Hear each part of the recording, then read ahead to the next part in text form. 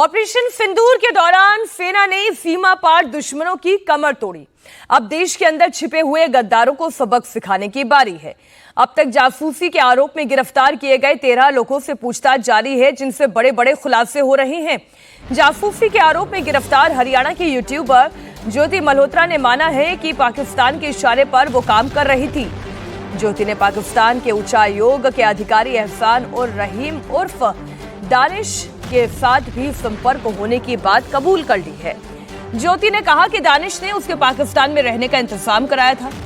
दानिश के कहने पर ही वो पाकिस्तान में अली हसन से मिली। अली हसन ने उसकी मुलाकात पाकिस्तान के सिक्योरिटी और इंटेलिजेंस के अधिकारियों से कराई थी। तो ज्योति ने आखिरकार खूब सारा टालमटोल करने के बाद, सवालों को घुमाने के बाद आखिरकार ये बात तो कबूल कर ली है कि अली हसन के साथ ज्योति का संपर्क था। शुरुआत दानिश से हुई, दानिश से अली हसन से फिर आगे और अधिकारियों के साथ एक एक करके ज्योति मल्होत्रा का कांटेक्ट एस्टैब्लिश होता चला गया। और इन्हीं लोगों के कहने पर वो पाकिस्तान के लिए भारत में जासूसी का काम भी कर रही थी। पवन नारा इस वक्त मेरे सहयोगी हिसार से जुड़े हुए हैं। अभय पराशर इस वक्त दिल्ली से लाइव है। रुचि कुमार लखनऊ से हमारे साथ जुड़ी हुई हैं। हम एक एक करके आप सभी के पास आएंगे।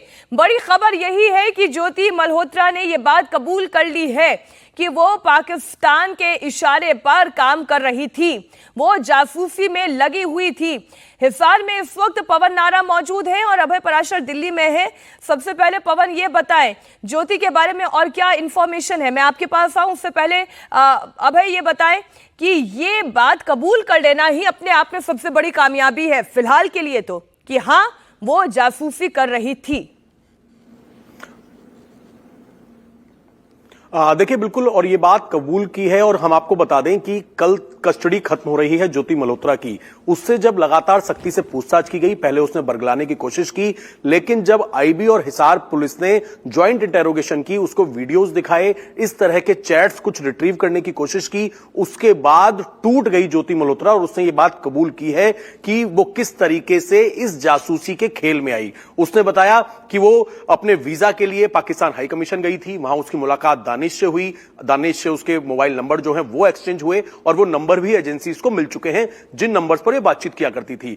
दानिश के साथ ही दानिश ने इसकी मुलाकात अली हसन से करवाई। अली हसन से भी इसकी चैट जो है वो निकलकर सामने आई हैं। अली हसन जब ये पाकिस्तान गई, वहां पर इसके रुकने का इसका इंतजाम करवाया, वहां पर जो बाकी आईएसआई के लोग थे, जो एजेंसीज के लोग थे, उनसे मुलाकात करवाई अली हसन ने। तो ये सारी चीजें जब सामने रख दी, जब टेक्निकल एविडेंस सामने रखे गए, तब कबूल किया ज्योति मल्होत्रा ने कि वो पाकिस्तान हाई कमीशन तो गई थी वीजा के लिए, लेकिन फिर वो दानिश और अली हसन के साथ मिलकर जासूसी करने लगी। क्योंकि बहुत सारी ऐसी चीजें मिली हैं जो कि टेक्निकल एविडेंस हैं, वीडियोस हैं, कुछ स्नैपचैट्स जो रिट्रीव अब तक एजेंसीज कर पाई है, उसमें यह बात हो रही है कि पाकिस्तान की तरफ जो एक लगाव है ज्योति का, और साथ ही दानिश के साथ मिलकर, अली हसन से के साथ मिलकर ये सारी इंफॉर्मेशन, खास तौर पर हमारे बॉर्डर एरियाज की जो डिप्लॉयमेंट है उसकी जानकारी पाकिस्तान को दे रही थी। और ऑपरेशन सिंदूर, ब्लैकआउट, ये सारी संवेदनशील जानकारी और हमारे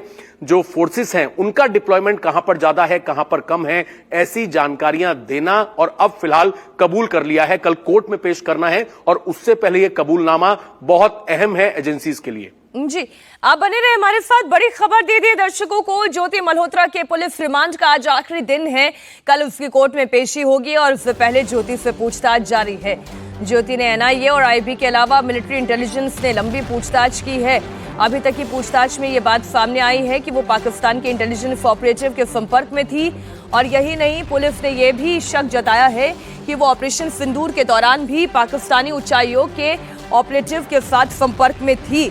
यानी कि ज्योति लगातार पाकिस्तान के अधिकारियों के संपर्क में थी और भारत में जो कुछ हो रहा था उसकी रियल टाइम इंफॉर्मेशन आगे पास ऑन कर रही थी। ज्योति मल्होत्रा को 16 मई को गिरफ्तार किया गया था और उसके बाद से ही लगातार जो जांच एजेंसियां हैं, यानी कि एनआईए, आईबी और मिलिट्री इंटेलिजेंस ज्योति से पूछताछ कर रही है। तो ये 3 एजेंसीज हैं जो लगातार ज्योति से पूछताछ कर रही है और हर दिन नए खुलासे सामने आ रहे हैं।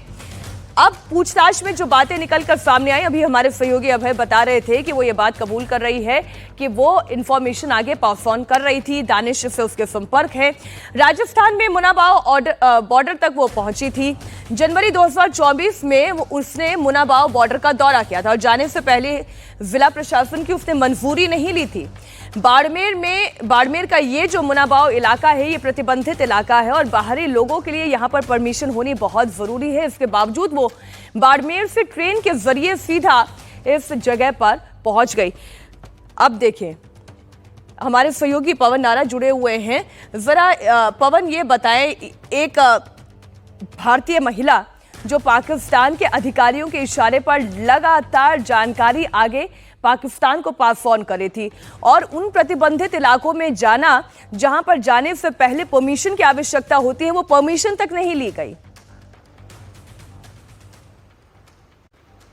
मीनाक्षी, जरा इसके पैटर्न को समझिए। ट्रैवल विद जो ट्रैवलिंग ब्लॉगिंग का काम करती है, लेकिन मुनाबाव वो स्टेशन है जहां आमतौर पर कोई भी यात्री घूमने वाला नहीं जाता है। तो आप ऐसी जगह क्यों जाना चाहेंगे? मुनाबाव वो स्टेशन है जहां से होते हुए भारत और पाकिस्तान के बीच थार ट्रेन चलती है और इस पूरे ट्रैवल वीडियो के ब्लॉग के सिलसिले में मुनाबाव वाला ब्लॉग जो है वो इस मामले में अलग है, क्योंकि उसमें बाकी किसी ट्रैवलर का शायद ही कोई इंटरेस्ट हो, लेकिन बावजूद इसके ज्योति मल्होत्रा ना सिर्फ वहां गई बल्कि कोई जानकारी नहीं ली और इस पूरे ब्लॉग में आर्मी की डिप्लॉयमेंट के बारे में जानकारी देती हुई दिखाई दी।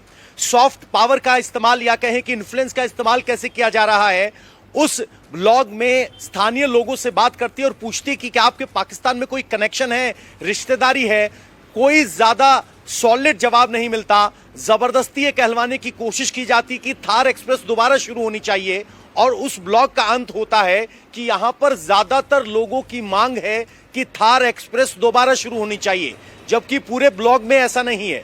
यानी वो एक नैरेटिव को पेडल करने के मकसद से किसी के इशारे पर वहां गई थी, क्योंकि वहां पर कोई टूरिस्ट डेस्टिनेशन नहीं है जहां कोई ब्लॉगर जाना चाहे। दूसरी बात इन्वेस्टिगेशन की एक सामने आई है, वो ये है कि ज्योति मल्होत्रा हसन अली के संपर्क में थी और लगातार चैट कर रही थी। जो चैट पुलिस को मिले हैं उनमें से एक चैट में हसन अली को ज्योति मल्होत्रा कहती हैं कि मेरी पाकिस्तान में शादी करवा दो, और उसके बाद एक स्माइली होता है। यानी इशारा साफ है कि एक इमोशनल कनेक्ट डेवलप किया गया था, दोस्ती यारी से कहीं आगे की बात थी। और जो ऑपरेशन सिंदूर के दौरान चैट की गई वो बाकायदा डिलीट की गई। ये जो हिस्सा मैंने आपको बोल के बताया, ये डिलीट नहीं हुआ था। तो आप सोचिए, ज्योति को भी पता है कि जो जानकारी ये जो सबसे इंपॉर्टेंट बात पवन, जिसकी तरफ आपने अभी इशारा किया कि जो कोई टूरिस्ट डेस्टिनेशन है नहीं, कोई टूरिज्म का स्पॉट वहां पर है नहीं, फिर वहां पर ज्योति क्या करने गई थी? और वाकई में ये तमाम जो जानकारियां निकलकर सामने आ रही है। अब ज्योति की डायरी की हम बात कर लेते हैं, जो कई सारे सीक्रेट कोड से भरी हुई है। ज्योति से अब तक पूछताछ में बहुत सारे बड़े खुलासे हुए हैं। उसके कई बैंक खातों का भी पता चला है, उसकी कई विदेश यात्राओं की भी जांच हो रही है। 2 मोबाइल फोन, 1 लैपटॉप का डेटा रिकवर किया गया है और ये अभी भी जारी है।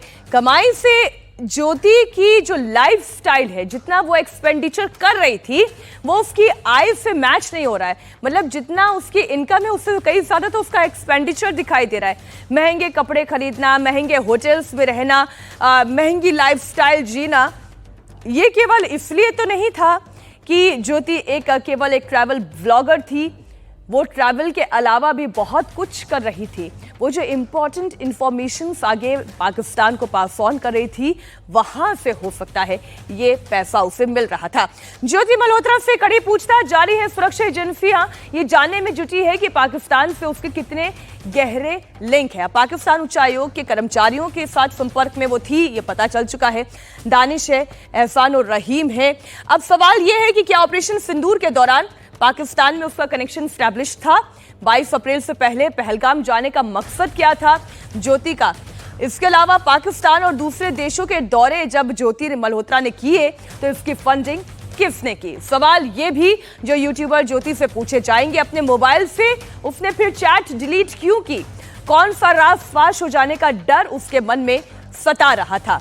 तो मोबाइल से जो चैट डिलीट की गई है उसे भी रिट्रीव करने की कोशिश की जा रही है। ज्योति मल्होत्रा अभी तक 3 बार पाकिस्तान का दौरा कर चुकी है। वो सबसे पहले साल 2022 में पाकिस्तान गई थी। पाकिस्तान को क्रेजी और रंगीन बताया था। पाकिस्तान प्रेम जो है वो उबल उबल कर आ रहा था। पाकिस्तान दौरे का अनुभव शब्दों से परे, ज्योति मल्होत्रा ये कह रही थी। पाकिस्तान से 10 दिन का सफर तय करने के बाद जब वो अपने घर, अपने वतन भारत लौटती है तो इस तरीके की बातें कहती है। इस दौरान पाकिस्तान की आवाम से बहुत मोहब्बत की बात करती है। सब्सक्राइबर्स और फ्रेंड्स से भी ये कहती है कि वो मिलने के लिए आए, लाहौर घूमने के लिए आए। 2 दिन का वक्त बहुत कम है। अब दिलों में जो गिले शिकवे हैं वो दूर हो गए हैं। ऐसी बड़ी एक नैरेटिव पेडल करने की कोशिश ज्योति मल्होत्रा बार बार कर रही थी। एक ही मिट्टी के हैं ऐसी बातें कहना। पाकिस्तान गवर्नमेंट से रिक्वेस्ट करती है कि इंडियंस के लिए और भी गुरुद्वारों और मंदिरों के रास्ते खोलकर सहूलियतें पैदा की जाए, जिससे कि हिंदू लोग भी वहां मंदिरों में या गुरुद्वारों में जो हमारे सिख धर्म के भाई हैं वो विजिट कर सके। अब ज्योति की डायरी ही नहीं, उसके पाकिस्तान ऑपरेटिव हसन के साथ हुई चैट भी सामने आ गई है, जिसमें पाकिस्तान में अपनी शादी करवाने की वो बात कह रही है। इस चैट में हसन ये कह रहा है कि मेरे दिल से दुआ निकलती है कि आप हमेशा खुश रहें। इसके जवाब में देखिए वो क्या कहते हैं, पाकिस्तान में मेरी शादी करवा दो। अब आगे हसन ये कह रहे हैं कि आप अटारी गई थी तो वहां किसी प्रोटोकॉल मिला? तो ज्योति ये कह रही है कि मुझे तो कोई प्रोटोकॉल नहीं मिला। अब देखिए दानिश क्या कर रहा है, वो सारी जानकारियां ज्योति मल्होत्रा से निकलवा रहा है। अब अगला टेक्स्ट देखें जो हसन की तरफ से किया गया। अब हसन क्या कह रहा है, किसे प्रोटोकॉल मिला? देखने पर असली कनेक्शन मिलता है। अब देखिए यहां ज्योति क्या कहती है, प्लान करके आए थे, कोई आसानी से ओपन नहीं हुआ। अब बातें जो है वो इशारों में समझ में आ रही है कि कैसा प्रोटोकॉल है, किस तरीके का प्रोटोकॉल है, किन्हें मिलता है ये प्रोटोकॉल, कहां कहां पर दिक्कत आती है या नहीं आती है, ये सब समझने की कोशिश की जा रही है। अब अगला देखिए, आपको उसे गुरुद्वारा में लाना चाहिए था। तो ज्योति ने कहा मेरी पहली मुलाकात थी, शायद कोई अफसर थी। अब किसी से मुलाकात हुई। अब आगे देखिए क्या कह रहा है हसन कि दोनों को कमरे में बिठाना चाहिए था।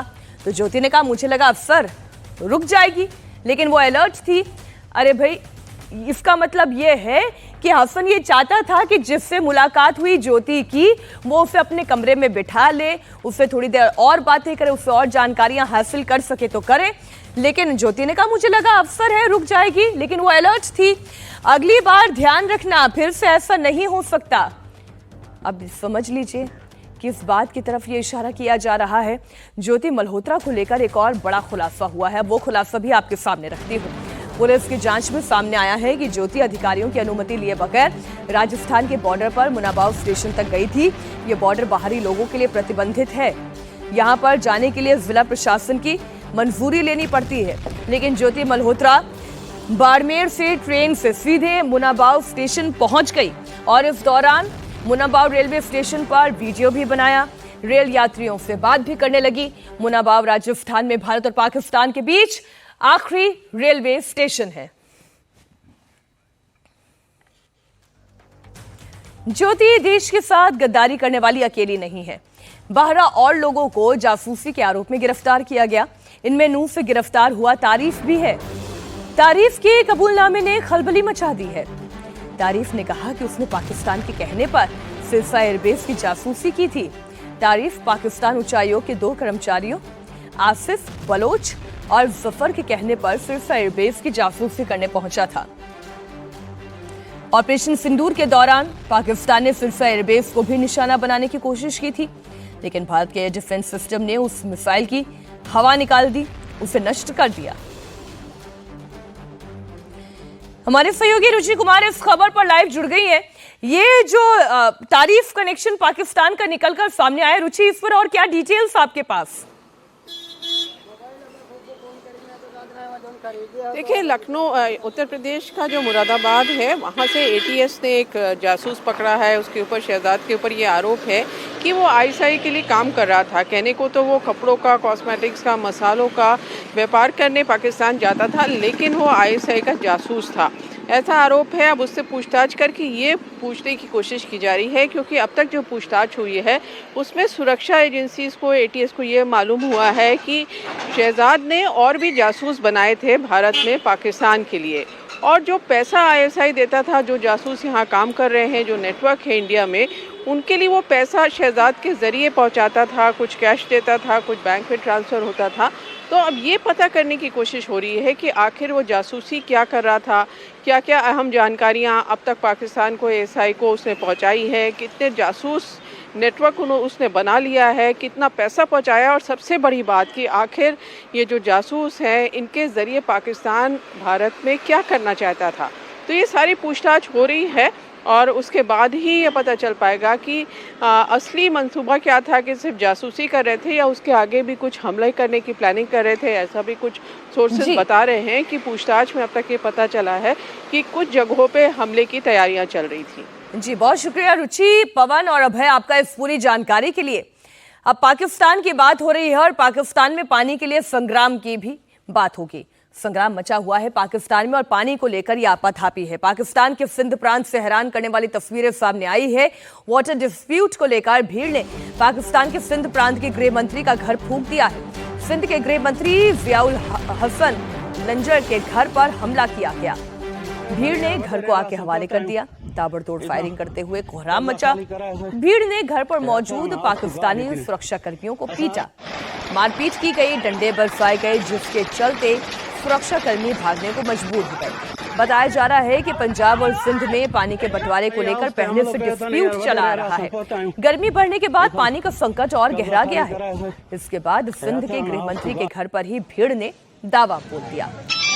सामने से जो तस्वीरें आ रही हैं वो वाकई हैरान करने वाली है। गृह मंत्री जियाउल हसन का घर पूरी तरह से तबाह हो चुका है, आग के हवाले कर दिया गया। ये तस्वीर आप देखें पाकिस्तान के सिंध प्रांत से आ रही है, जहां पर पानी को लेकर ये हाहाकार मचा हुआ है। सिंध प्रांत का ही गृह मंत्री है जियाउल हसन, जिसके घर पर यह हमला हो गया। विवाद इतना बढ़ा कि आगजनी हो गई। आपने देखा गोलियां वोलियां यानी कि बंदूकें तक निकल आई।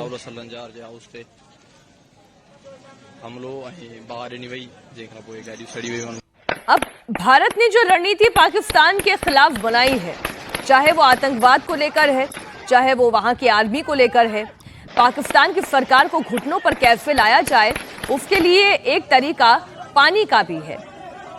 भारत ने तो पहले ये तय कर लिया कि सिंधु जल समझौता फिलहाल के लिए रद्द किया जाएगा। पाकिस्तान के साथ अपनी शर्तों पर बातचीत होगी। लेकिन इसी बीच जो सिंध प्रांत से तस्वीरें आई, वो तस्वीरें आपको हैरान कर रही होगी। सब कुछ पानी के लिए हो रहा है। इस वक्त पाकिस्तान में पानी की वजह से हाहाकार मचा हुआ है। घरों में जब सूखा बढ़ने लगा तो लोगों का गुस्सा आउट ऑफ कंट्रोल होने लगा। गुस्सा आउट ऑफ कंट्रोल हुआ तो उन्होंने सीधा सिंध प्रांत के गृह मंत्री के घर पर धावा बोल दिया और सब कुछ आग के हवाले कर दिया।